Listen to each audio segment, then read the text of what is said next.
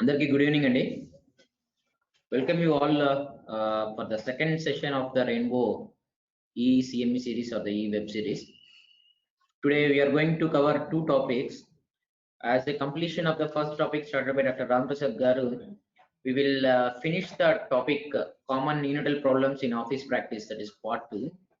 Also we will have practical pearls in management of respiratory distress in children, which will be dealt by Dr. Raghu. We have around 25 to 30 people around. We'll wait for another 5 minutes so that the rest of the people will join the webinar. I wish you all advance happy Vinayaka Chavthi.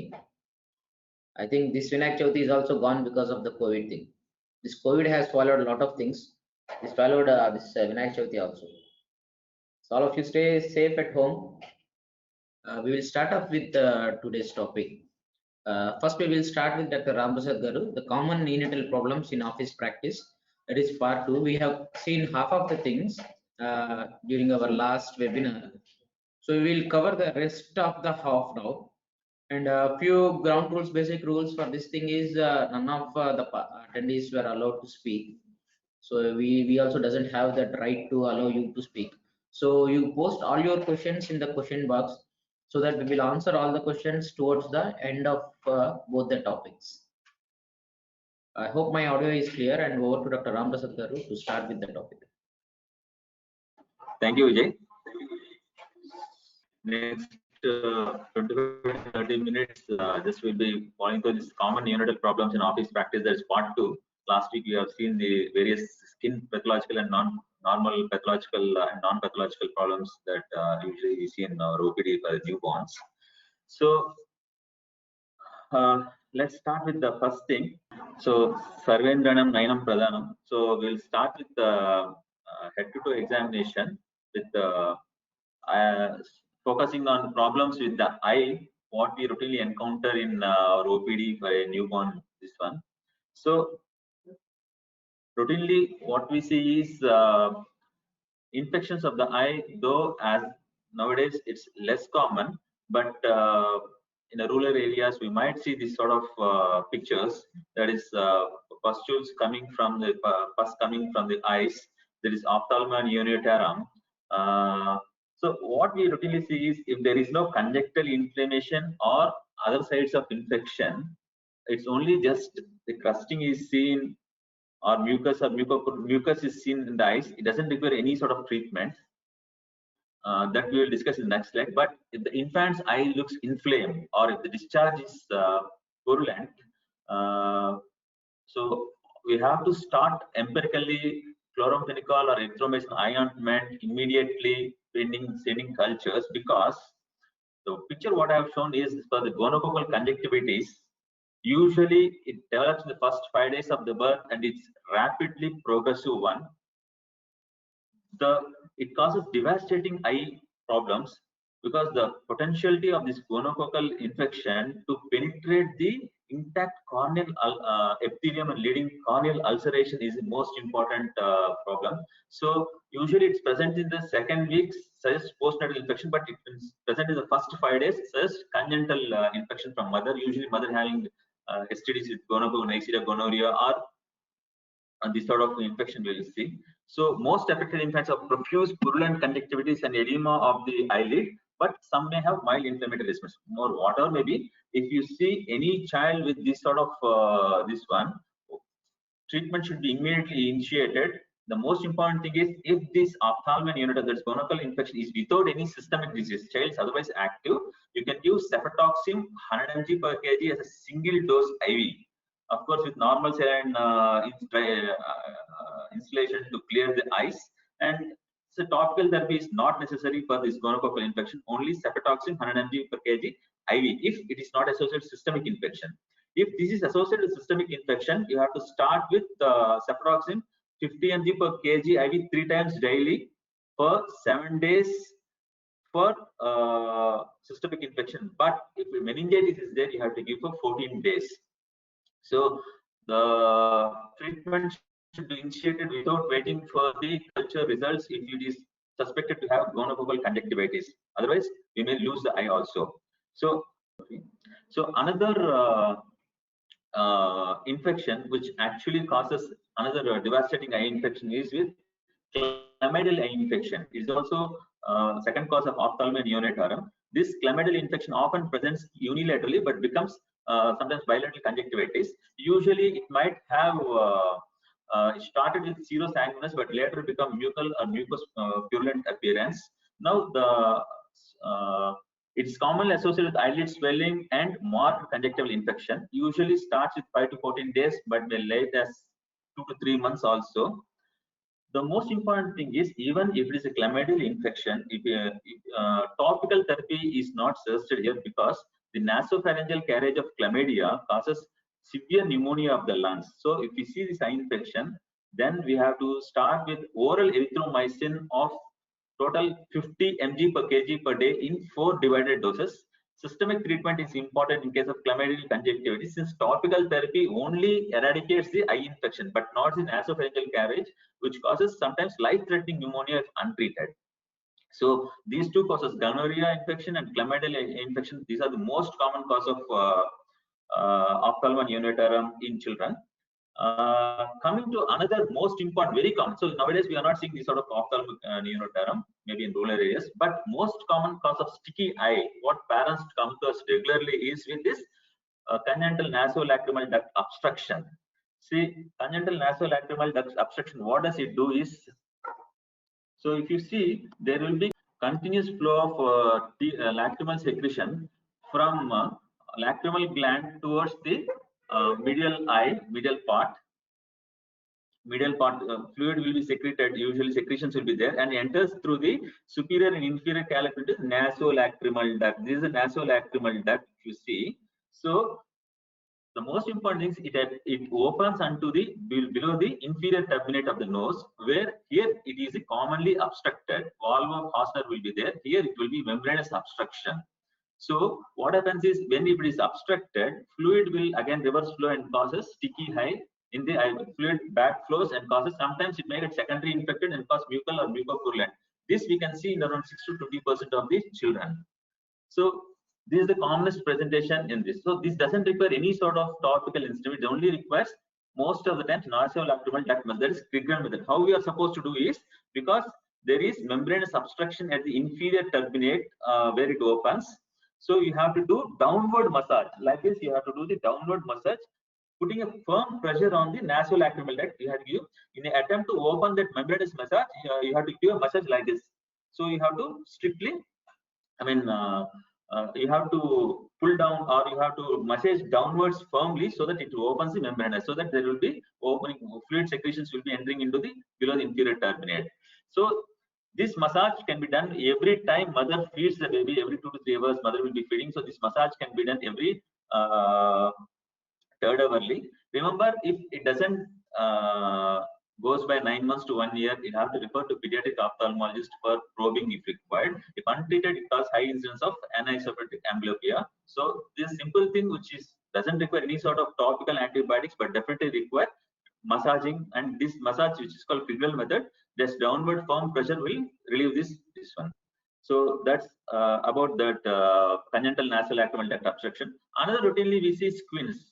So what usually mother comes in the first month or second month and see my child is not able to see properly. So this sort of conjugate eye deviation we'll see only after 4 to 6 months. Until 4 to 6 months, these sort of squints are common in children, and after 6 months, if persists, we have to thoroughly refer to a pediatric ophthalmologist, get evaluated. Always remember, divergent squint is always abnormal.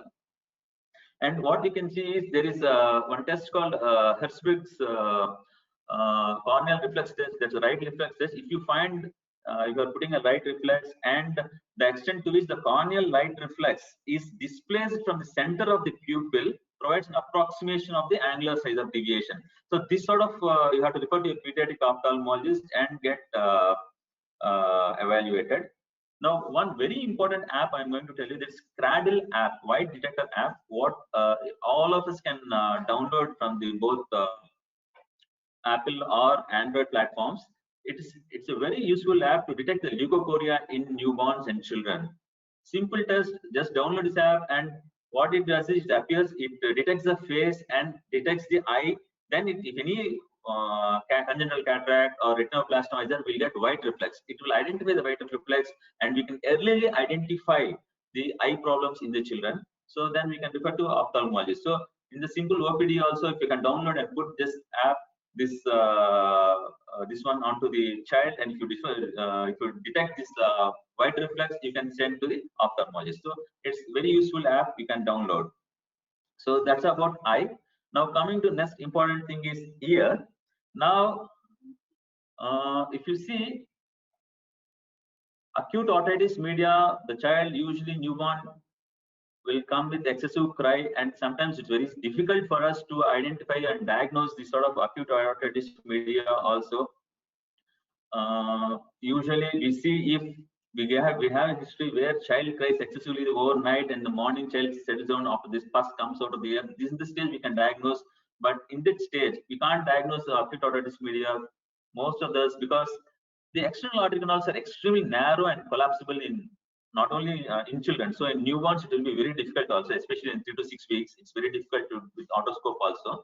And view of tympanic membrane is often obstructed because it's more or horizontally positioned because of this physiological variance, and a little cerumen or wax or even hair can obstruct the view. So diagnosing, if you see the tympanic membrane, if it is red in color also, we may not be sure that because of otitis media, because even simple fever can cause redness of the tympanic membrane. So as such, there are no special guidelines available in all the major AAP or Canada. There are no guidelines available for neonatal otitis media up to 3 months or so. So what a reasonable approach is, most of the studies, what they have done is acute otitis media, they have done a tympanocentesis and they have found out the organisms. And surprisingly, usually we see most of the newborn less than 3 months, it's gram-negative sepsis which causes systemic infection. But for otitis media, it's same, the organism which cause for children, that is Staphylococcus pneumoniae, H. influenza, and Catarrhalis are the most common organisms, and not E. coli and GBS.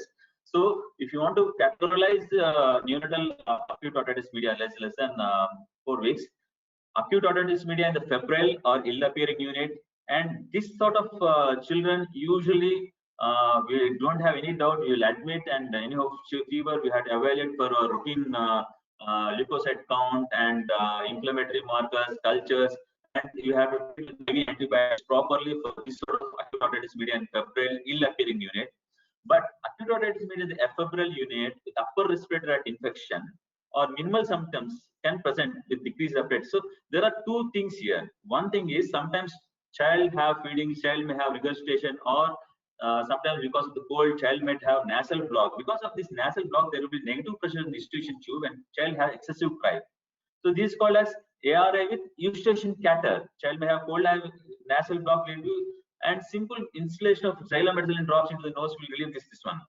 But another symptoms is there when milk or anything infection will spread from eustachian tube to the middle ear. They can cough, and most of them it could be viral infection also. But because this less than 3 to 6 months, we can't take a chance. We can start oral antibiotic for afebrile neonate, and there doesn't require any admission or IV antibiotics for these afebrile neonates.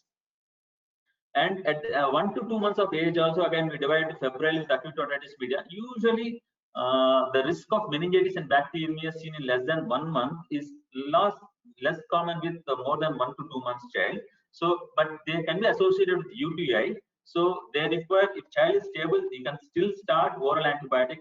And afebrile with acute otitis media, you can start risk of concomitant serial bacterial infection less. You can start with outpatient treatment only. So routine antibiotics, most of them are susceptible to amoxicillin, so it's the first drug of choice, followed by beta-lactam producing amoxicillin with clavulanic acid. But if child is penicillin allergic to penicillin, cefnir, cefuroxime, or the other drugs of choices. So this is acute otitis media. Another very interesting scenario we routinely see. Sometimes mother comes and says that we have yellowish debris on the external ear, but child otherwise is feeding well. But sometimes there will be redness of the external ear. Tragal sign may be positive, giving the condition of otitis externa picture. So ear canal of neonate filled with the whitish debris, what we can see.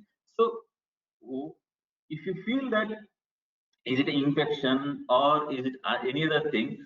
So recent studies, there are a lot of these are there that child after feeding, there is neonate with regurgitated milk on the cheek flowing towards the ear canal.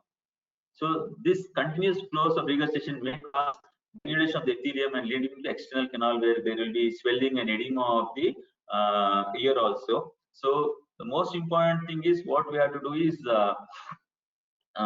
just clean the milk and do proper burping.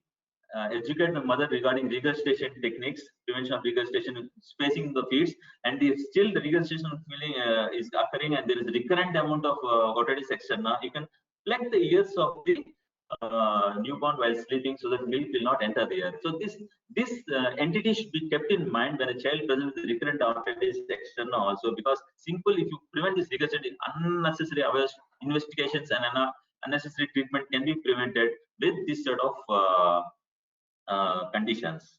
So this should be kept in mind, the milk regurgitating and entering to the ear. So another common conditions is preauricular sinus. So preauricular sinus is one of the very common we see. So previously, it's a remnant of first branchial cleft from anterior end of upper railings of pinna runs downwards. So isolated preauricular sinus, what is investigation is required or not, especially. So sometimes it may be associated with renal hypoplasia, hearing impairment, bronchio-otorhinal syndrome, but most of the times what American Academy of Pediatrics suggests is there is no recommendation or guidelines about the role of renal ultrasound in screening infants with isolated preauricular lesions, any could be preauricular pit or tags. No need of any doing renal ultrasound, but if it associated with multiple anomalies like anomalies of cardiac anomalies or digital anomalies, definitely you are supposed to do other screening anomalies.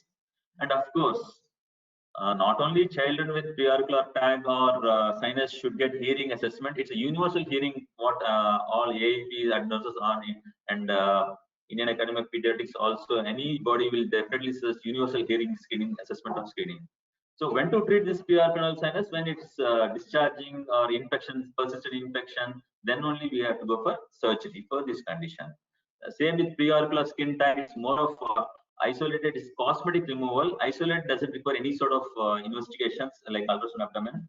So if it is associated with like cleft palate, cleft lip, or cardiac anomalies, then you have to do for other entire investigation for this sort of this isolated preauricular skin tag or sinus doesn't require any sort of investigations. Now another very important problem which interface with the feeding technique is tongue tie or ankle. Often it is very much underdetermined problem because it will restrict the tongue movements by persistent lingual freedom. There are two types in this tongue tie. One is thin anterior type and thick posterior type. If you see the first figure is thin anterior type where thin membrane is there adjoining to the anterior part of the tongue, and the second one is the thick part which thick posterior lingual freedom attaching posterior. So this type of tongue tie causes problems in feeding for the children. And if you see, they have this thick posterior lingual frenum, they have inadequate seal, inability to manipulate nipple areolar interpretation, leading to poor latch, again leading to feeding problems. Intermittent loss of seal causing click sound while nursing. If mother complains whether the child is doing click sound, please see for this tongue tie. Inability to maintain hold on nipple or areola, leading to gradual shedding of breast. Especially if the mother says there is child is biting or there is pain while feeding, nipple pain, it could be improper latch because of tongue tie. And if the child is having failure, if mother is having adequate milk and mother says child is feeding well, but still child is not gaining well, there is hypernatremic dehydration, always think of this tongue tie. And if every mother and infant with breastfeeding problem, particularly maternal symptom of infant sign of failure to transfer milk despite of vigorous attempts, should be evaluated tongue tie, and frenectomy should be done for this to prevent this feeding problems. And nowadays it's not surgical, it's not laser frenectomy are available, and it's a simple process. So it should have to be always diagnosed and evaluated, treated. Tongue tie should be always evaluated. It's a simple problem which prevents the feeding issues. So another thing is what we routinely see is natal teeth, whether to remove or not. The guideline says there is if it is a pre-deciduous teeth, that is usually loose, roots are absent or poorly formed, remove to avoid aspiration. If it's a true tooth, should not be extracted. That's what it says. So that's about natal teeth. And of course, for completion sake, because a lot of postgraduates said there is a oral thrush, what I have added. So white clad like plaques or orobuccal mucosa extends to pharynx here. Now, here the clinical point is now a lot of times we see some of the milk particles also sometimes on the mucosa, tongue, and how to differentiate between is a oral thrush or it's a milk. So if it is the underlying base is red in color and the adherent difficult to scrape off, or while scraping there is bleeding and child is severely in painful condition, then definitely it's a oral thrush. Otherwise easily removable, and the underlying base is not erythematous or congested. It could be simple milk patch. So it affects its feeding. So oral clotrimazole is a drug of choice. We all know routinely we will be using. Now coming to the cord, umbilical cord problems, there are 3-4 major OP problems what we will see. So whether to use routine antiseptic for umbilical cord or not, that's a routinely asked question. So umbilical cord must be kept open and dry. Nappy should be folded well below the umbilical stem. Because what happens is sometimes you see mothers, parents coming with bleeding from the umbilicus. It's purely because of the nappy impinging onto the umbilical cord and causing bleeding. So that should be avoided. So don't apply, we all know anyhow we are not applying sprays, creams or powders. So keep it dry and clean. That's what all the NRP says. So please don't use any of these things, powders, all this not required, antibiotic solution not required. So we all know it separates by 1 week, but delayed separation more than 40 days, all of know we keep in neutrophil function or hemostatic defects, and of course bacterial infection should be kept in mind. Now, this is umbilical sepsis that is very important to diagnose because purulent discharge, periumbilical erythema duration, sometimes child may be cyclic with systemic infection. Always treat with IV antibiotics with umbilical sepsis because risk of hematogenous spread, extension of liver, portal vein phlebitis, and portal hypertension are count prompt antibiotic prompt. It's not oral antibiotic, parenteral antibiotic therapy is required for this sort of sepsis.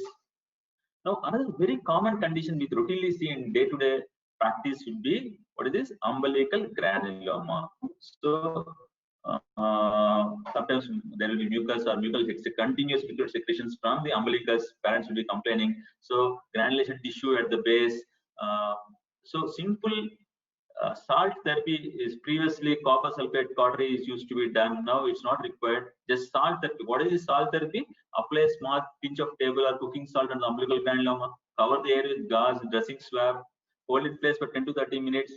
Then remove. So morning and night, twice daily, you can just put the salt, put a gauze, and put plaster. After taking out plaster, clean the suit using clean gauze, just soak in warm water.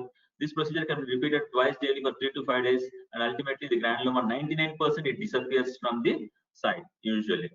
So now there are conditions where we treat this as an umbilical granuloma, where in fact it's an umbilical polyp. So usually you can try salt therapy, but if you don't respond, definitely you have to investigate for ultrasound abdomen to rule out for remnant of either vitelline duct or urachus. So it's a firm and bright red compared to granuloma, which is very dull looking. So it could be intestinal unitract mucosa will be there, and this requires surgical reexcision of entire vital intestinal urachal remnant. So umbilical polyp should be kept in mind if it doesn't respond to umbilical salt therapy also. So another thing is sacral dimple, very common, routinely we see a lot of cases. So when to see whether it is simple or it has to be investigated with MRI. So the clue is a sacral dimple is considered simple if it is less than 0.5 centimeter in diameter and is just located 2.5 centimeters from the anal verge. If it is less than 2.5 centimeters, a simple one, doesn't require any sort of investigation. If it is more than 2.5 centimeters or diameter is 0.5 centimeters, more than 0.5 centimeters, and associated with cutaneous stigmata like nearby tuft of hair, so definitely it requires MRI investigation to rule out spinal bifida or tethered cord syndrome should be done. So it's a simple sacral dimple, it doesn't require any, it's only reassurance. Now, pathological phimosis, why I have added is, so most of the times now nobody is doing circumcision for this phimosis. So usually up to 1 to 2 years it's physiological, though the skin is tight, pore skin is tight, urine output will be normal. But usually if it doesn't require, doesn't resolve by 2 to 3 years, then what we can do is topical steroids for pathological phimosis. Circumcision nowadays we are not doing because the topical steroid, then you had to use moderate to high potent steroid, not low potent steroid.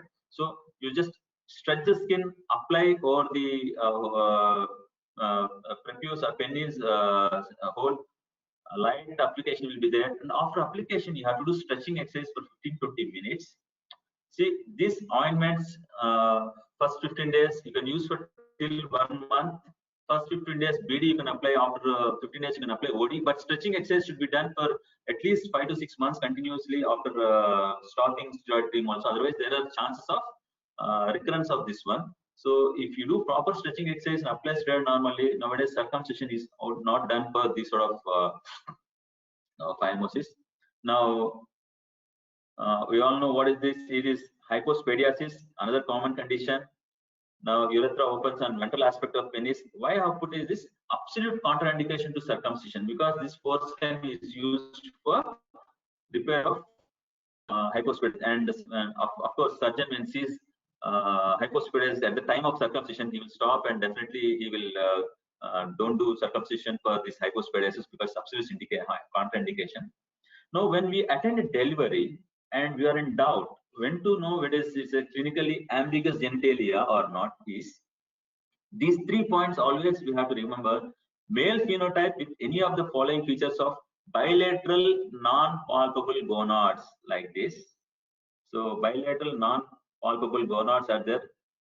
Second thing is severe hypospadiasis. What is severe hypospadiasis? Either scrotal or perineal ectopic meatus is there, or severe penile curvature, that is SCOT is there, penile or penoscrotal hypospadiasis. All this comes under severe with especially small gland size less than 14 mm before 1 year of age. All this comes under severe hypospadiasis. Next is any degree of hypospadiasis accompanied by unilateral or bilateral cryptorchidism. So if you see there is these are the C, D, and E, F are the severe degrees of hypospadiasis. Penoscrotal hypospadiasis always suspect ambiguous genitalia. Refer for endocrine evaluation also. So these 3 points: bilateral male phenotype with bilateral non-palpable gonads, severe hypospadiasis, any degree of hypospadiasis accompanied by unilateral or bilateral cryptorchidism, always it's an ambiguous genitalia. We have to properly evaluate them. For a female type, clitoromegaly. Clitoromegaly is width of more than 6 mm and clitoral length of more than 9 mm is clitoromegaly. So width of more than 6 and length of more than 9 is clitoromegaly. And posterior labial fusion. If you see posterior labial fusion, so anogenital ratio, what we have to calculate is more than 0.5 is significant. Anogenital ratio is this A by B, anus to posterior foreshead and anus to this anus to base of clitoris. If this ratio is more than 0.5, then it is irrespective of sex, exposure of androgen, more of androgen to the in fetal compartment, fetal this one. So anogenital ratio, if more than 0.5, it is such of posterior labial fusion. Then gonads palpable in labioskeletal folds or in inguinal region. So these 3 points: female phenotype with clitoromegaly, posterior labial fusion, and gonads palpable in the labioscrotal folds or in the inguinal region, always suspect ambiguous genitalia because thorough evaluation. Now, so next is congenital talipes equina, whereas we all know this one. So there are 2 things: postural because of in utero positioning, passive stretching is required for that, just reassurance. But if it's structural and not easily correctable, early orthopedics referral should be because serial casting will do, but if you delay, child may require surgery also. So early orthopedic involvement is very much essential for orthopedic surgeon. Pediatric orthopedic surgeon is essential for structural CTEVs. Now coming to last few slides. Crying infant. We routinely see a lot of in OPD excessive crying newborn. It could be simple problems like the nasal block, ARI with eustachian catarrh, or what routinely colic. The colic term is really outdated now, but a lot of you routinely use this colics. That's paroxysms of inconsolable cry more than 3 hours per day, 3 days per week, and more than 3 weeks. The old definition act what was given by Wessels previously, and a panel of experts in the field of pediatric gastroenterology, latestly defined from birth to 4 months of age. So with 3 points: paroxysms of irritability, fussing or cry that starts and stops without obvious cause, episodes lasting 3 or more per day and occurring at least 3 days per week for at least 1 week, and absence of failure to thrive. All this comes under this excessive definition cry. If you say a simple approach, a child with excessive cry, any child comes with, you have some certain red flag signs. So it could be, apart from parental postnatal depression, routinely we see acute history of crying without any significance. Acute child started crying. Always remember raised ICP. That is, it could be intracranial hemorrhage or fracture, or shaken baby syndromes, or inguinal hernia, incarcerated inguinal hernia, UTI, hair tourniquet, corneal abrasions, testicular torsion. All these things should be kept in mind before we just see the physical examination, rule out all these things. Now, if you have any all these things features, then we consider assessment and investigation diagnosis. Now, if there are no this acute history of crying, these are no treatable causes, then it could be we have to consult parents. It could be hungry cry, or it could be tummy distension leading to abnormal bloating sensation. Now, what happens is another clinical entity where nowadays we are seeing is sometimes child may be allergic to the buffalo milk. Though child is on mother milk, only breastfeeds, but mother might be taking the buffalo milk or cow's milk, and that protein will enter the mother milk and causes child's bloating sensation, frequent vomitings, all these things. And for that, recently for breast milk children, because what happens is this cow's milk or buffalo milk will change the microbiota of the newborn. The lactobacillus, which is very useful bacteria, will be less in number. They have done a study where they found that for a colic infant, this lactobacillus amount is less compared to the normal infant. So that's how the role of Lactobacillus reuteri, that is protected from one of the is there. So it has been there. So 5 drops once daily for 3 weeks to 6 weeks if required. So definitely it has a role in this sort of exclusive breast milk children. It should not be given to a formula fed baby. It should be given only to a mother's milk. So if you rule out this one, other causes like child is having excessive cry with poor feeding, frequent vomitings, diarrhea, mucus and blood. Always consider cow's milk, protein allergy, and hydrolyzed formula can be given to this one. Or child is having water frothy, explosive diarrhea with perianal ulceration, lactose intolerance may be there, lactose-free diets can be given. So for any excessive cry child, proper methodical evaluation, ruling out the red flag signs, ruling out the cow's protein milk allergy or lactose intolerance, and proper reassurance for the parents that's what you routinely see. Of course, acute respiratory tract infections, registration catheter, also present with simple things like installation of xylomethicillin drops into nose, that all will relieve this one. So last few slides. So routinely we see parents complaining of whitish discharge for a newborn child. That's nothing but hormonal withdrawal symptoms. Nothing reassurance is required. Of course, gynecomastia, don't do anything. Just reassurance. Though if they compress and do this, there are chance of infection. That's why we all know that we don't advise all these things. Of course, witch's milk, again a hormonal withdrawal symptom, and bleeding PV, pseudomenses, 4 to 6 days. Again, it's a hormonal withdrawal, and that's how reassure parents. So that's how I have completed my topic of normal newborn problems part 2. Thank you very much for the patient listening. Now I hand over to Dr. Vijay. Thank you so much, sir. You have covered entire OP practice of newborn in just 20 minutes. Every word by you was a practical pearl, and every sentence was, if we could imbibe 70%, most of the OP problems what we see daily would be dealt with very easily.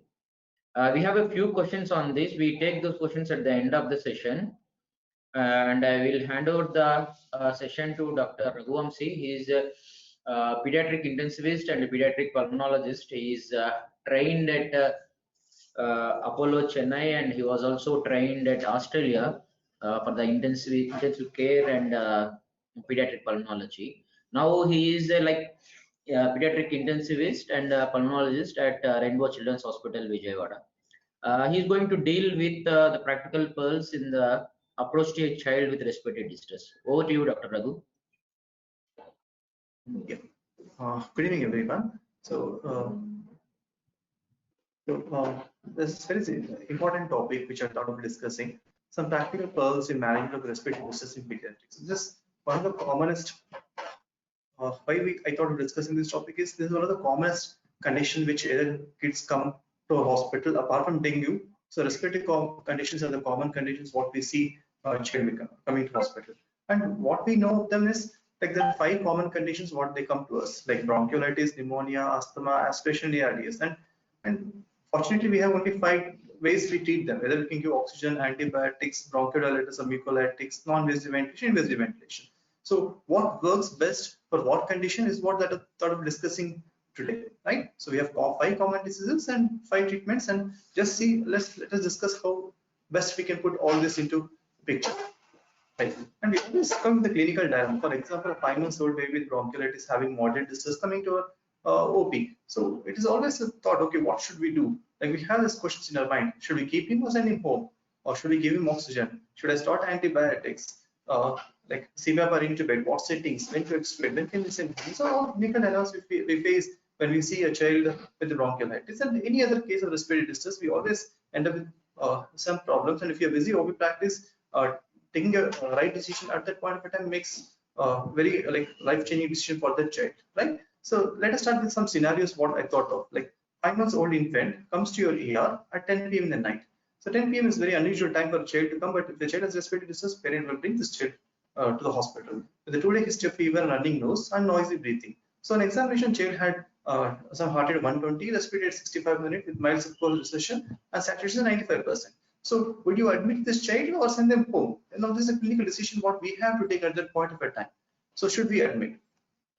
So usually we do not admit. Like American Academy of Pediatrics, a nice guideline says the child is able to feed, at least take 50% of the feeds, and the SpO2 is more than 95%. Mild respiratory distress should be okay because bronchiolitis is a self-limiting disease, and most of the time it gets better on its own.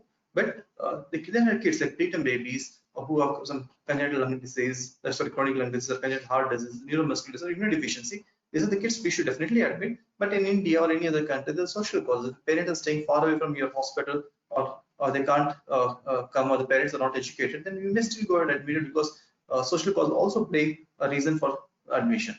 So like and the clinical cause, what you would say is if the SpO2 is less than 90% and there's 50% reduction in oral intake, and if you feel the child is clinically ill or dehydrated, you go and admit them. This is where you have to think whether to admit the child or not admit the child.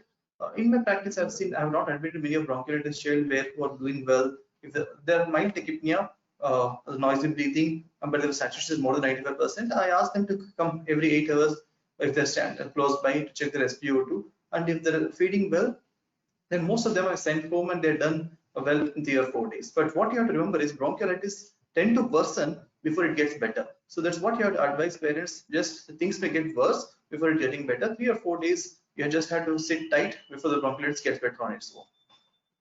So next day, because I sent this child home and comes back to at AM with increase in respiratory distress, mild grunting, poor oral take, no urine in the last 12 hours. The examination is 88%, like SpO2 88, just take cardia, the respiratory is 80 minutes, the respiratory distress is worsened. Now it's very obvious that we have to admit this child. Like, so the problems with the child has is respiratory failure, that is the child is not able to maintain oxygenation even though child is breathing at its best capacity, and there is amount of dehydration, right? So we have to deal with these 2 problems for this child as of now. Now what happens in bronchiolitis? We all know bronchiolitis is a disease where the virus goes to invades the respiratory epithelium. The respiratory epithelium starts shedding and it blocks the respiratory bronchioles. So air doesn't go through in the bronchioles, and the alveoli which is distal to the bronchioles tend to collapse. And when there's collapse, there's no exchange of gases happening through that alveoli. Right? They'll have different zones. Like if this take this typical X-ray of a bronchiolitis child, which has multiple small atelectasis, and you can see flat diaphragms, meaning there's some amount of hyperinflation. It's like a ball wall effect. Air goes in but doesn't come out very smoothly, and it causes kind of a partial hyperinflation of the chest, right? So what happens? Why they have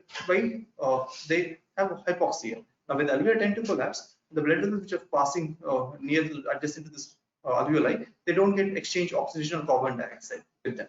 So that deoxygenated blood mixes with the oxygenated blood in the heart, and then you have this called shunting. So you have few alveoli which are not ventilated, which brings deoxygenated blood, and the blood which is coming to the other alveoli which are ventilated brings oxygenated blood, and the child may have hypoxia.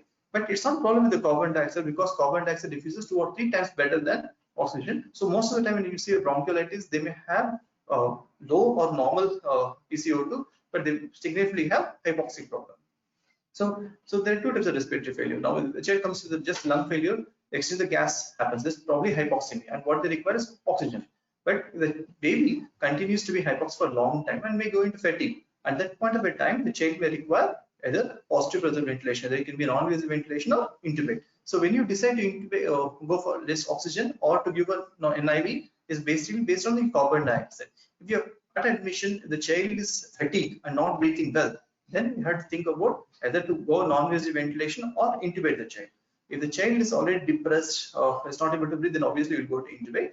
Clinically, if you want to decide, you can do a blood gas. If the PCO2 is high, then probably the child requires a positive pressure ventilation. If the PCO2 is low normal or the normal, you can still supplement the oxygen and wait for some time the child to see what is the response, right? This is one of the practical tips to decide what to do with a child who has a respiratory distress coming to your OP, right? Requiring oxygen. So what we did, because the child was still just hypoxic and was breathing, we started a nasal pump oxygen, which is 2 liters per minute, which is what we available in here, and the SpO2 immediately improves to 95%. So after 10 hours, nurse calls, the SpO2 is dropping again to 85%, and there's an increase in respiratory distress. As I told, most of the time the bronchiolitis tend to worsen before it gets better. The first or second day is the third day, which is peak of bronchiolitis. So what we do now, either we have these options, either we need to increase the flow of the oxygen, we are already giving 2 liters per minute, or we are change to eventually mask or high flow humidified oxygen, CPAP, or intubate. So that this is a clinical decision what we have to take at the bedside. Now, how do you decide? And the problem, what do you have the problems are? The two reasons for hypoxemia. One is low FiO2 due to air being entering. So imagine there's a 5 months old child, probably a 5 kilos child. If you, at least if the child is breathing at a normal tidal volume 6 ml per kilo, but during having respiratory distress, they breathe anywhere from 8 to 10 ml per kilo. So if a child is breathing at 80 per minute and 800 ml per, nearly 2.5 liters to 4 liters is the child which is actually breathing per minute, right? And what we are giving is 2 liters per minute of oxygen. So 2 liters per of oxygen plus the room air which is being entrained when the baby is breathing at this speed with the open mouth and the nostrils, just nasal pumps, the room air also get entrained. Though you're giving 100% FiO2, what happens is the room air gets entrained with FiO2, and what actually FiO2 may be giving can be less than 60%. So that's the reason child may be hypoxic. The oxygen what you are giving is not sufficient for the child. So it's practical that we can increase the flow. But what happens if we increase the flow, which I will discuss later? Or there's increase in shunt fraction. It means there's more alveoli are ready to collapse. No matter you're giving oxygen, the oxygen is the FiO2 will not increase. How you decide? Though you increase oxygenation, it will not increase, because if the more than 50% of the alveoli are collapsed, then increasing the oxygenation will not improve the SpO2 of the child, because its shunt fraction is too much already. So how do you decide? If the PCO2 is also raising, usually PCO2 is normal. If the PCO2 is raising, though the child is breathing fast and the PCO2 is tend to be higher, then you can think the shunt fraction is increased, or probably the child may require a higher mode of treatment than what you're giving now, right? So coming to this child, so how can you differentiate the BBG? As I told you, the pH is for this child, the pH was 7.4, PCO was 32, and bicarbonate was 24. So it means the shunt fraction is less than 50%. So I don't need to go for NIV or intubation now. What I have to do is you have to give more FiO2. What I'm thinking is child is breathing at higher minute ventilation than what I'm providing now. So how can I provide higher minute ventilation? Either by increasing the flow. When you increase the flow of oxygen, so what you have to remember is whatever you're giving air, oxygen to the central, it's a dry air. Okay, though you pass through the bubble jar water, the humidification may not come to the level what actually child requires. And if the child breathes at non-humidified air for longer time, already the epithelium, respiratory epithelium has been damaged by the viruses. And if you give a high, like dry air, the cell life function further decreases, and the secretions, whatever they become dry and more thickened, so that they will not come out easily. And the child may has to stay in the hospital for longer time. So how can you give high oxygen at higher flow, but without causing the problem of dryness of the secretions or causing damage to the respiratory epithelium or the villi? So how do you treat that? By increasing the flow. So low flow systems are anything which you give for less than 2 liters per minute for 2 years, and more, less than 4 liters for more than 2 years, which are nasal pumps, simple face mask, and non-breathing mask. But from high flow system like Venturi, high flow nasal canal, that's all the device what we can give by increasing the flow. But by increasing the flow, what you have to do is you have to humidify to prevent respiratory epithelium drying or damage to sepia, right? So for this, what we have is high flow nasal oxygen system.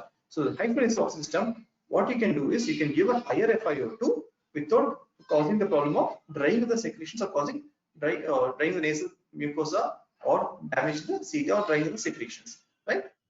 The standard is for less than 10 kilos, you give 2 liters per kilo per minute. If it's more than 10 kilos, what you have to give is 2 liters per kilo per minute for the first 10 kilos and 0.5 liters per kilo per minute for each kilo above that, to maximum 50 liters per minute. So what happens is, it better there be enough oxygen because you can give it higher flow rate. You can also humidify the oxygen, reduce the CO2 breathing because the tube gets filled with the oxygen. Sorry, the posterior pharynx fills with oxygen and generates some amount of pee. If for that the baby has to close the mouth and delivers 1 to 6 amount of pee. So basically, it helps in better CO2 reduction and it's easy for the baby to breathe. And there is some in New England Journal of Medication, like in 2018, they want to publish. If you give high flow nasal oxygen therapy, it helps in preventing for baby to go to next modality of treatment like CPAP or invasive ventilation. So those babies who are high flow nasal oxygen compared to those babies who were on just simple nasal cannula, babies who are on high flow nasal cannula didn't require an advanced mode of treatment compared to those babies just were on nasal cannula. Okay, that's how the high flow nasal system helps in the child with the bronchiolitis. So back to the case, the child was HFNC within 2 hours, the FiO2 came down to 50%, heart rate 120 and respirator 60 per minute, right? And then next day morning, what happens? The FiO2 again drops back to 65 minutes, the respirator is 80 per minute, baby looks very puffy. So what do you think should we go wrong? Right? So what went wrong? So usually the child can have hyponatremia, sodium, which is normally SIDH is commonly seen in children with bronchiolitis, and next time they become puffy, lungs will be filled with fluid. When sodium drops, the child the oxygen requirement may go up. You have to keep on looking for the serum sodium because bronchiolitis is one of the child. One investigation which we usually do in a child with bronchiolitis is look at the serum sodium. Okay, so don't forget to look at the serum sodium in a child who gets puffy because SIDH is quite common in bronchiolitis, right? So we change to CPAP. CPAP 5 centimeters, about 50% of flow of 5 liters per minute. Child got better. Next day we give some diuretics also. We restrict the fluids and give some diuretics if required, and child got better and we discharge the child. So in simple bronchiolitis, what you have to understand is, so when to admit, when to give low flow oxygen system, and when to change to high flow oxygen system, and you should know when to intubate or go to CPAP based on the carbon dioxide levels what you see in this patient. Okay, if they're clear with the bronchiolitis case, which is very common case what we see, we go to the next case, like the same case, but what we didn't do, I thought, so we didn't do bronchiolitis, though the child was getting worsen, we didn't do bronchodilators, right? So usually bronchiolitis, if at all there's a family history of atopy and the child is classical wheezing, you can try 1 dose of nebulized salbutamol or adrenaline. If that makes a difference, you can continue that. If it doesn't make a difference, you should stop it, because most of the time bronchodilators can worsen the hypoxia by increasing the mismatch. Normally, when there is a alveoli which is not ventilating, the body tries to vasoconstrict the adjacent blood vessel. So there is, by reducing, what it's doing is reducing the ventilate perfusion mismatch. So the not ventilated alveoli will also have lesser perfusion. But when you use bronchodilator, the beta 2 agonist, which stimulate and cause bronchial vasodilation, and it cause more ventilation perfusion mismatch. It is a not ventilated but well perfused alveoli, will cause more ventilation perfusion mismatch. So bronchodilators may cause more hypoxia if at all. If you give a bronchodilators in a child with the bronchiolitis. So you should be on bedside if you give bronchodilators, the hypoxia is worsening, then stop it, don't give bronchodilators at all.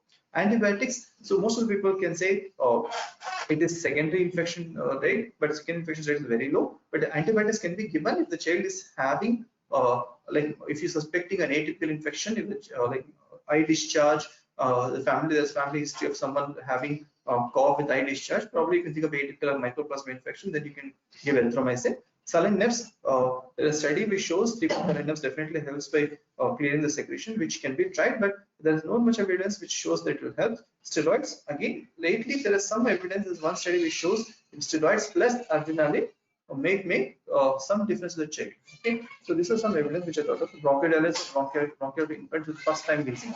So which has showed no improvement, no reduction in hospital admission, duration or time to resolution, and just increase the expenses of treatment. And as you know, it just adds money to the bill, but nothing much helps when you give bronchiolitis for bronchiolitis. Antibiotics, again, there is no sufficient evidence. As the steroids plus adrenaline plays a probable role, but as of now, giving steroids will that increase the secondary rate of infection. There is no safety established, but if you're thinking you can do low dose steroids plus adrenaline, that may still help you. But as of now, there is not much evidence to support the safety of it. A saline has probably a role, but there's no clear evidence to it as. Okay. Now, once we finish the bronchiolitis, instead of discussing a second common scenario which we come this problem, this is a 13 years old girl. she came with a fever of 4 days, vomiting, loose stools for 3 days, and she has breathlessness since previous night. The investigation was the dengue season, the NSR was negative, but because urine routine we done, which was study E. coli, which is more significant, and total count was 600 with neurobial 66%. When she came, her respiratory was 60 per minute with nasal flurry, and she had intercostal recession, SpO2 of 70%. Probably she was in respiratory failure. Okay, so very uncomfortable and apprehensive child, and like very for 13 years old girl to have a respiratory distress, really scary for that point of time. So she received ceftriaxone amikacin 3 days before admission. So what we're dealing with is now. So and what should we do? This is a common clinical situation what we have. So 13 years old child with a febrile illness comes with a respiratory distress, and what should we do? So these are two questions what we have at the bedside now, right? So what we should do initially, let us come to DDS list, but immediately in ER we started with NRF oxygen. So immediately the SpO2 increased to 90%. We performed ABG. Very first of a chest X-ray and further investigation like CBC, CRP, blood culture, sputum, and urine test. This is common investigation what we did at the emergency, right? So this was a chest X-ray. So bilateral ground glass opacity, like which is almost like a ARDS kind of picture what we have. So the ABG shows pH of 7.4, ECO2 29.7, PO2 47. So basically, she is breathing out very fast and she's washing out her carbon dioxide, and she's also hypoxic. And we did an ultrasound to show that there's no effusion there.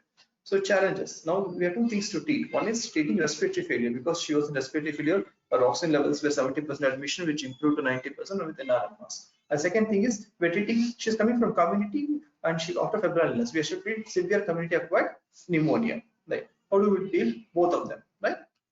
Next, first treating respiratory failure. How do you treat a respiratory failure in a child with a pneumonia? Right. So options what we had, either to continue non-rebreathing mask, start high-frequency oxygen, non-invasive ventilation, or intubate. Right? So as we discussed when to give non-rebreathing mask and start high-frequency oxygen in the previous case in bronchiolitis. How does it help? So either you can go for high-frequency oxygen, which should help a non-invasive ventilation, or intubate. So what happens in pneumonia? Pneumonia is filled with the fluid. Unlike bronchiolitis, the bronchioles have been obstructed. In pneumonia, it's more of the alveoli get filled with the urine fluid, and this alveoli are not able to exchange gases. Now, like the apple, so the consolidated lung and the straw which is open, you can't blow air into a consolidated lung. Just the air goes into the tube and comes out of the tube, which doesn't help in exchange of gases. But in a bronchiolitis with or in ARDS, with the alveoli is collapsed because of this collapse. When you blow air, the alveoli may tend to open and the oxygenation may improve. So in pneumonia, practically giving a positive pressure ventilation may not change the outcome because it is filled with a mucopollutant fluid, but it still may help. How? So for the index patient, what we did, we gave non-invasive ventilation.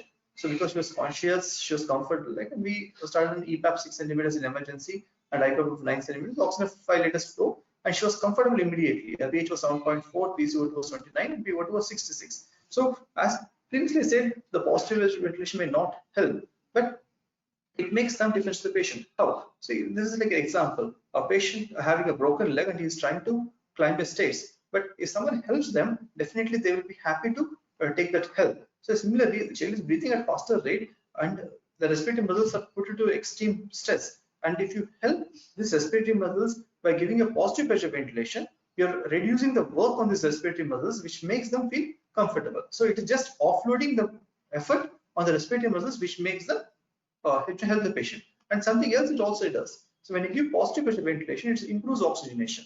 You're giving oxygen, but what you're doing is you're adding, like you're increasing. So the O2. So what we do, O2 moves when you increase the partial pressure of inspired oxygen. So we are adding PEEP to the above the atmospheric pressure. So practically what we are doing is we increase the partial pressure of inspired oxygen. So FiO2, and we also increasing the PEEP. So PEEP increases the partial pressure of inspired oxygen. So with the partial pressure of inspired oxygen, the oxygen diffuses better compared to breathing spontaneously of the patient. So PEEP helps, the positive pressure ventilation helps to offload the respiratory muscles, but it also increases the partial pressure of inspired oxygen. So by thus improving oxygenation and reducing the respiratory distress what the child has. So our challenges way treating respiratory failure, what we have done by giving positive pressure like NIV, non-invasive ventilation, and the child improve. So that's what I thought of when you use non-invasive ventilation. How does it help? Is One, it offers the respiratory muscles and improves the partial pressure of inspired oxygen and corrects the hypoxemia. This is how a non-invasive ventilation may help a child. And if you, it also helps to increasing the ventilation. Take a second and think about it. What should you do? What will you do when you do this case, right? So, as I said, now how to choose antibiotic is now based on age, vaccination history, and immunodeficiency, possible organisms, and local resistance. Now, we all know the common bacteria what causes pneumonia in our children: Streptococcus pneumonia, Haemophilus influenza, Staphylococcus, gram-negative ESBLs, right? Atypical organisms are Mycoplasma chlamydia, and viral infection are respiratory parainfluenza, influenza, and common virus infection. It all depends on age, vaccination history, immunodeficiency. Someone has already taken a good vaccination, probably Haemophilus influenza, Streptococcus pneumonia may be unlikely. Streptococcus and gram-negative infection can be possible. And Mycoplasma infection is quite common in less than 4 years. The children or kids who are staying in hostel with others being infected. Chlamydia is very common in neonatal or less than 1 year of age, and more in 60 years old children. And you also know how the influenza, parainfluenza season, if the influenza season, then you think of a respiratory infection. Based on the season, local organism, local resistance, you think about what antibiotics to be given. No, this is it's a guidelines what it says. So if a patient coming with severe respiratory distress who comes to you, based on the immunization history and the age, you decide presumed bacterial infection. So Streptococcus pneumonia is very presumed common infection. So fortunately in India, the Streptococcus pneumonia resistance rate for amoxicillin is very less. So most of the time you can still get away by giving with ceftriaxone or amoxicillin. But rarely you have to go with vancomycin. It's very rare that you see a Streptococcus resistant and like Streptococcus which is resistant to penicillin. So probably most of the time you can get away with ceftriaxone or cefotaxime. We still have to add vancomycin or clindamycin for gram-positive. This is Streptococcus cover. So there was a study which was done in some 10 centers in India to see what is the MRSA rate in India. So 50% of our population have methicillin-resistant Streptococcus aureus. So when you see a child coming with severe community acquired pneumonia, you still have to cover with methicillin-resistant Staphylococcus aureus. So for that reason, you still may have to add vancomycin or a clindamycin. And if you think of atypical organism, then you add azithromycin. And if the flu season, then you have to add oseltamivir. So this is how you choose based on the, because you have to be very hit hard and fast, because this child may not give you sufficient time before you choose, you step up the antibiotics later. So coming back to this index patient, so she was 13 years old girl who was a severe respiratory failure, and she was already received Ceftriaxone amikacin, had an E. coli infection, and she was not doing better. So thinking of ESBL like this, ESBL is extended spectrum beta-lactam inhibitor in whom ceftriaxone antibiotic will not work. Either have to give a child a piperacillin tazobactam antibiotic which is good for ESBL, or have to go for a meropenem antibiotic, right? So again, ESBL there are two types. One is like one which piperacillin tazobactam may also not working. We call them like indole producing organisms kind of ESBLs, where even piperacillin tazobactam also may not work. So I do not know what the child has, but child is very sick. So then what we do, we choose meropenem. We also cover vancomycin because the community acquired MRSA is very high in India. Around 50% can have MRSA, azithromycin, oseltamivir. Now giving all these four, and we waited. So day 0 was 7.4, Alexander 400 which included 9,800, and the CR which is 107 came down to 23, and the child got better. But for all the cultures in sterile, influenza PCR also negative is 48 hours. Then what we did, we de-escalated the antibiotics, we went back to piperacillin tazobactam and oral azithromycin, and child did well, and we discharged the child after. So probably we thought either it can be an ESBL which has caused the infection, or a mycoplasma. Probably we could test for mycoplasma, and child did very well with this antibiotic. So this case tells us when to choose NIV and what are the advantages of NIV in child with respiratory failure, and how do you choose antibiotics in a patient who has in a community acquired pneumonia based on the local sensitivity pattern and based on severity of the patient you choose. If the child is just comes with a mild respiratory distress, then simple amoxicillin is also sufficient. If an OT practice, amoxicillin is also sufficient because most of the time Streptococcus pneumonia and amoxicillin is more than sufficient. And MSSA, like methicillin Staphylococcus aureus, response to amoxicillin, that should be fine. Only if you're dealing with a severe case, then you should think about ESBL in the community, or Streptococcus pneumonia which is resistant to ceftriaxone, or you should think about gram-positive cover for MRSA cover. Right. Let us go to scenario 3. Right. So the 2.5 years old boy who came with a cold, cough, and fever for 2 days. He had a status staphylococcus. It's a classical febrile seizures. Okay. He was transported to ER and child was intubated in ER and shifted to PICU. Notice during intubation he had aspiration of oral secretion, gastric content. CT brain was normal and CSF was also normal. This is a typical 2.5 years old child who had a viral infection followed by febrile status epilepticus and who had aspirated while coming to the hospital.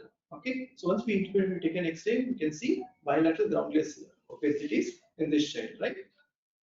Okay, so just extra 2 hours of intubation, like within 2 hours, this classical aspiration pneumonitis kind of picture. So, how do you classify aspirations? Aspirations can be acid, which we have in our gut, which can cause chemical pneumonitis, and it has acute dyspnea, cyanosis, wheezing, fever, and pink frothy sputum, and radiator shows infiltration in one or both the lower lobes. So this is one of the reasons what we are seeing in this child. Acid chemical reflux, chemical pneumonitis will have severe wheezing, and child becomes like within 2 or 3 hours, the child becomes very sick. And what helps them is post-operational ventilation. The second can be oropharyngeal bacteria, which is more trickle of bacterial infection. They can have fever, dependent pulmonary segment, and antibiotics worsen them. Inert fluids like mechanical obstruction, reflex airway closure, then they don't require much, just for some oxygen, they do better. And particulate matter, like mechanical obstruction, then if there's a foreign body which is plugged into the airways, then you have to pull out the foreign body.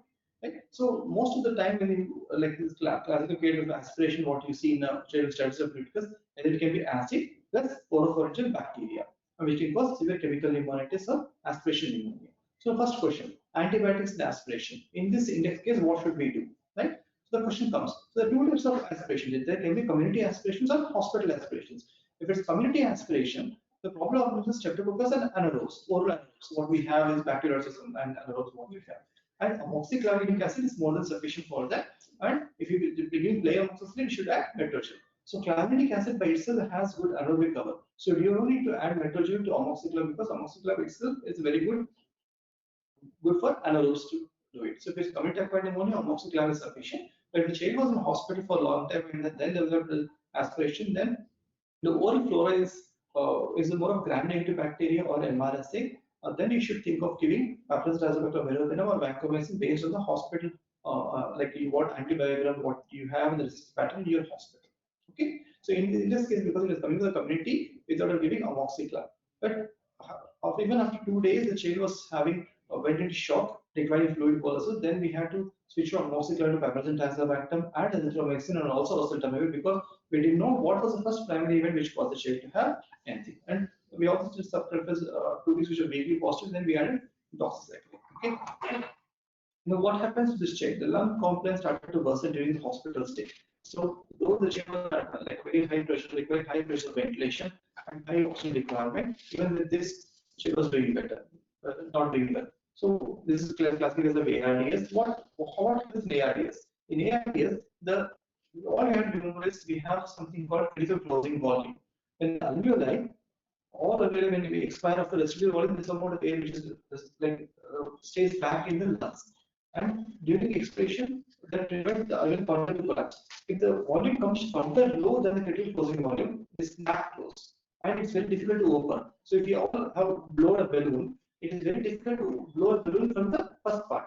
Once it opens up, it's very easy to open up. So that becomes a classical like of ARDS and how we treat ARDS. What we do, open lung strategy. We open the alveoli and keep it open, and from that point of time, we start ventilating them. So that is ARDS and how do we do. So what is the required open lung strategy? We open up the alveoli and keep it open and ventilate them.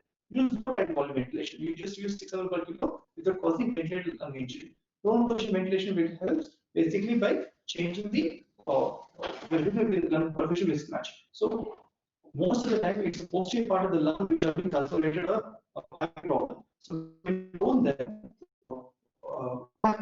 the blood flows more to the blood flows more towards the alveoli which are ventilated than the which are the posterior. Okay, and we also paralyze them, and we see what helps them. Right. So what happens in ARDS is a low volume ventilation, then burning them, and getting the particular steroids which may have a role in them or may not have a role in them. Okay, so this is an example of a child with ARDS. The child continues to worsen, giving ventilation, and he developed what I call pneumothorax. Okay, so he developed the CT scan and he developed pneumothorax because we are ventilating with high pressure, but we didn't ventilate. He developed pneumothorax. Now, having a pneumothorax in a child with a required high pressure ventilation is a difficult situation. The pneumothorax is not, if you begin with a and the not descending, and the air goes up the easiest pathway, that is through the tubes. And because of the tubes, the lung is not inflated. And this is a case becomes one environment and having pneumothorax as air is becomes an indication that you want to ECMO. So this is what you put a ECMO. Do less ventilation, basically just you bring ventilation to the lungs by doing an ECMO.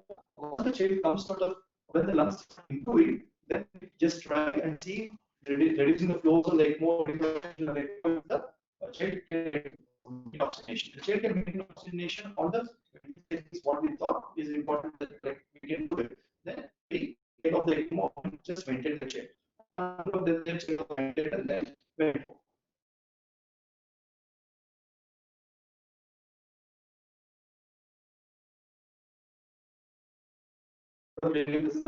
Opera House in City, which has this is during the Village Festival, which shows like different lighting in this festival, which is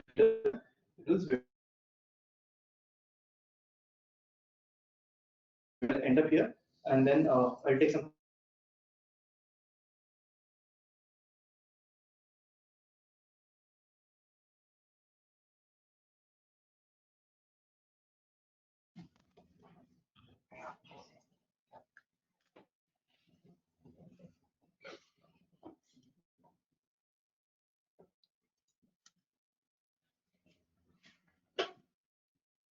Yeah.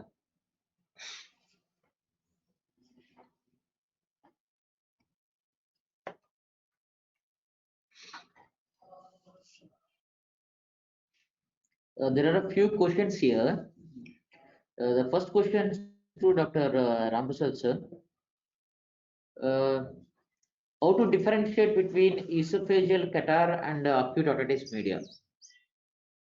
Usually, one is a simple one. Eustachian catarrh. Usually, if you put simple xylomethylene drops, 99% gets relieved and child will be happy. That is Eustachian catarrh.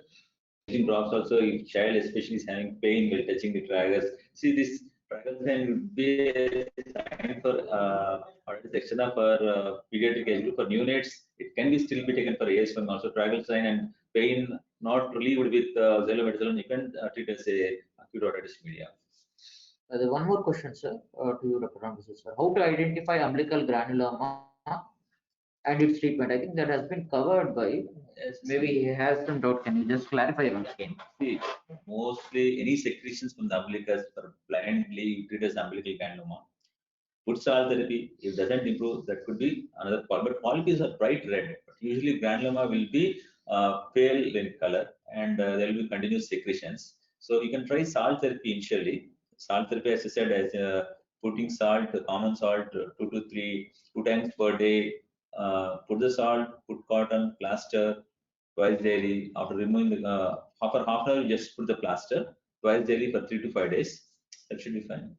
And question to you, Dr. Raghu. Yeah. Sir, how to treat cough in the first 3 months, as we should not use any antitussives? What more we can use? So again, yeah. So coming to cough in a child. So most of the time the cough is acute cough, which is caused by viral infection.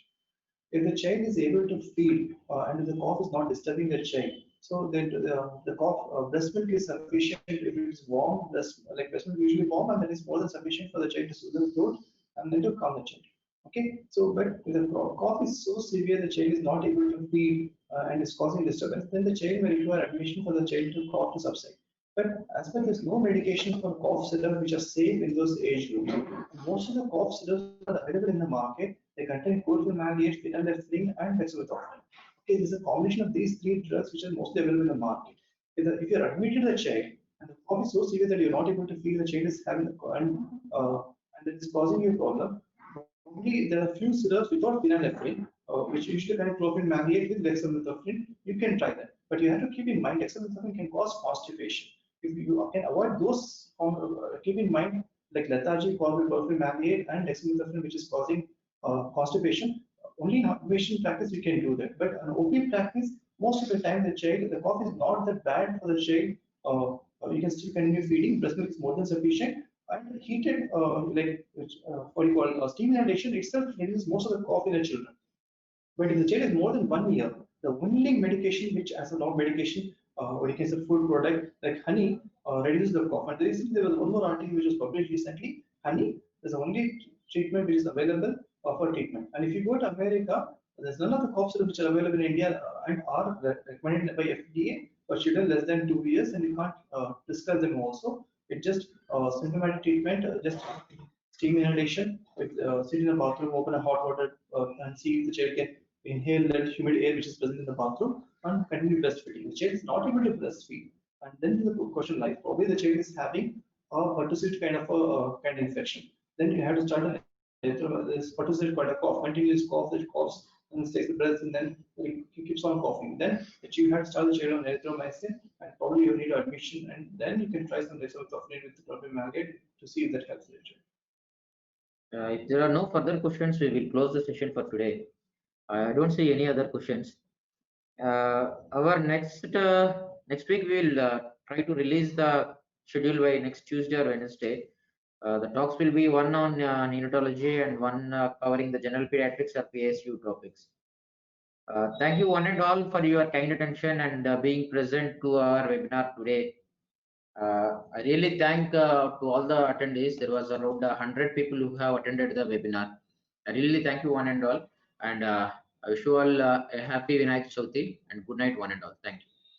Thank you, Vivek. I'm very sorry for some particular glitch what we had. Thank you.